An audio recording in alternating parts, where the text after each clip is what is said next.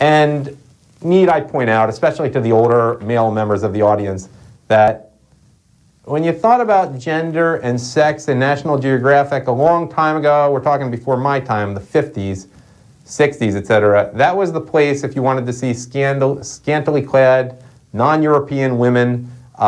Boy, National Geographic has gone in a different direction since then. Now, let's talk about the Rock and Roll Hall of Fame. There are 5 new members there are 5 who, I guess, when the ceremony occurs, and that's always a big deal, will be members. I don't know when the actual timing is, but they were announced today. Journey, long overdue, obviously. ELO, Electric Light Orchestra, they were called both at various times of their career. Yeah, that makes sense. Yes, it was one of the first groups you think of when you think of progressive rock. Yes was inducted. Bad joke. Work with me here. 2 more, which are a little bit more unusual. Joan Baez and, Tupac Shakur. And I'm not at all disrespecting their contributions to folk music and rap/hip-hop music. But come on, really? I mean, where do you draw the line? It's like putting Deion Sanders in the Baseball Hall of Fame, who is very much deserving of being in the Football Hall of Fame. And there's still a lot of worthy acts who may not be cool the way longtime Rolling Stone publisher Jan Wemmer, who's being nepotistic and letting his family in on all this, who are not in there. I could mention off the top of my head, Foreigner, Styx, REO Speedwagon, definitely, whose main guitarist just died in the last year, and who, they have a folk singer as their lead singer, a unique sound, and more in terms of metal. Iron Maiden, Megadeth aren't in there, but really, is it just about being cool? And, I have to put this more broadly. Then, in that case, why are the Carpenters not in there from the early 70s? A lot of hit songs. You could call them, they're just as much rock as Tupac Shakur, right? How about Bread? I mean, they were really saccharine. Their music didn't last the test of time, but in the early 70s, and again, I'm not that old. I was born then, but I wasn't listening to the radio. Why not put Wolfgang Amadeus Mozart in there? He was a rebel, right? I mean, definitely more of a rebel than the guys in Styx. And on that note, let's bring in someone else. First time ever on RSBN tonight. I want to introduce, some of you may have seen him at the rally, Steve Lookner, who with me, I guess, writes and produces this show. He does a great job. Actually, a friend of mine from college. And we're so thrilled that he's decided to join us here in Alabama after only coming in to interview like a week ago. He's already here and a huge part of the RSPN family. So welcome, Steve. And I want to add, while I ad-lib as we get his mic set up, that Steve knows a lot about music, big Rush fan, and he played the drums, I think in a band in college. We went to college together in New England. And you have some strong, once your microphone is on and set up, it's easier with a sweatshirt than a suit, I guess. You have some feelings. Welcome, Steve. Hello, Adam. Hey. It's good to see you again. Yeah, I know. It's been so long since we were over in the cubicles right there, 2 feet from each other. Good to see you since 5 minutes ago. All right. Oh. All right. Okay, whatever.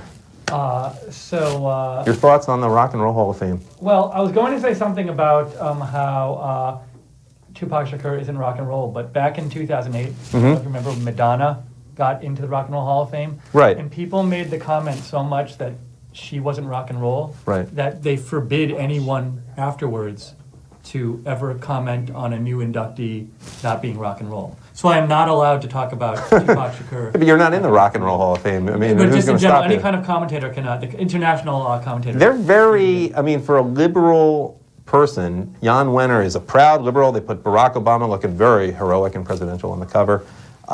They like to, he runs a tight ship. And Steve Miller, by the way, who's a recent Rock and Roll Hall of Fame inductee, great. If you have SiriusXM, go to his interview with Howard Stern. It's long, but it's a pretty good interview. And he talks a lot about just how much he hates the process of the Rock and Roll Hall of Fame. It's a great speech to watch it. Also, I got to put in a little plug for Jethro Tull. Yeah. Why does everybody forget about Jethro Tull? I mean, it's sort of like if you're going to put in Rush and Yes, which should be in, and now they're both in, well, Jethro Tull influenced them. Look, Can I just say one thing about Jethro Tull? And just a lot of people, there is a very unique sound, clearly rock and roll, but what's his name? Ian Anderson? Well, but the thing is, you don't have to be rock and roll to be in the Rock and Roll Hall of Fame. I know that, but he took rock and roll to a new level. He decided, I'm never going to be a great guitarist like Clapton. Let me learn the flute. And they were unique about bringing the flute. Until like Men at Work with Down Under brought a flautist in. You never heard a flute in a rock and roll song. Yet it's clearly rock. They were original and amazing, but that's not what the Rock and Roll Hall of Fame is all about. I mean, I think this is a case, honestly, for me, it's like, why do people with agendas have to ruin everything? I mean, rock and roll fans like you and me and all those people out there, we just wanted a building we could go to where we could debate who was better, Yes versus Bread, and King Crimson. Well, yes, I mean, Bread was not rock and roll. They were lame pop. Oh. Let's be honest here. Oh, well, you know what? I don't know why I said Bread. Good. Like Yes versus Foreigner, or like Rush versus Jethro Tull. But like, and like when you go to the Baseball Hall of Fame, you just want to talk about baseball players. It's fun. You can talk about baseball. And in the Rock and Roll Hall of Fame, you should be able to just talk about rock and roll with your rock and roll friends. Yeah. So, but these engenders. Not that you have anything else to do if you go to Cleveland. Let's be honest here. There's not much else to do in that city. Aside from talking rock. The Rock and Roll Hall of Fame, there aren't that many tourist attractions. I haven't spent much time there, so I won't necessarily say anything about. You know what you mentioned? One interesting debate is there was considered a prejudice against arena rock, and you mentioned Foreigner, and I mentioned Styx earlier, and I guess REO Speedwagon would be in that category, though they're probably not at the same level of popularity, but. Journey is now in, and they're definitely in that category. I mean, Journey has become a lot more iconic in recent years because for some reason, it wasn't even the biggest hit on the album. Like, Who's Crying Now in Open Words?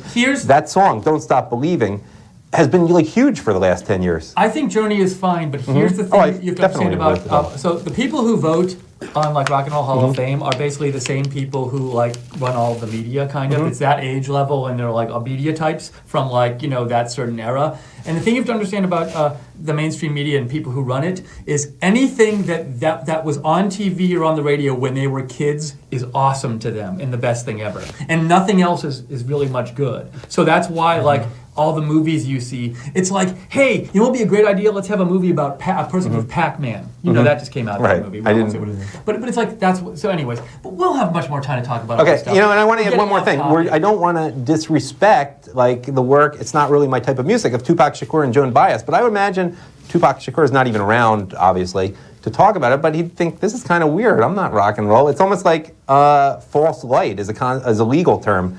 Like, no, that's not really what I am. Joan Baez actually is very unhappy and depressed every day that she ever got into the Rock and Roll Hall of Fame. I bet she's depressed every day anyway. That could would be my guess from her music. You know more about her than me, so you will be the authority on that. Okay, I got to get out of here and let you finish your show. Okay, yeah, that's right. And where's the teleprompter? Oh yeah, Who has that? All this has got to go on. We're gonna pause. I'll ad-lib a little bit about rock and roll, and you can just do it off camera because I'm not sure what I'm gonna say. It's Brad from Right Side Broadcasting. Yep. Thanks, Steve, by the way. That was thanks for helpful. having me, man. And when did Rush get in? That's like your favorite group, right? Love your show. Thank you. I love your work on the show, too. Thank you. While you get that up, any groups that should be in the Rock and Roll Hank Williams Jr. isn't in the Rock and Roll Hall of Fame, right? I'm just moving it out of the way. Am I in the right place? Work with us here. Be patient. And we love those of you who contribute. This is the segment in the show where we take the chair away. I could have worked with the chair actually being there. And was that one of the chairs I helped build? Because I know that was a popular thing on RSBN. Okay, where are we here? Enough about the Rock and Roll Hall of Fame. But we'll have the Baseball Hall of Fame and Football Hall of Fame in a few weeks, and I got some opinions there.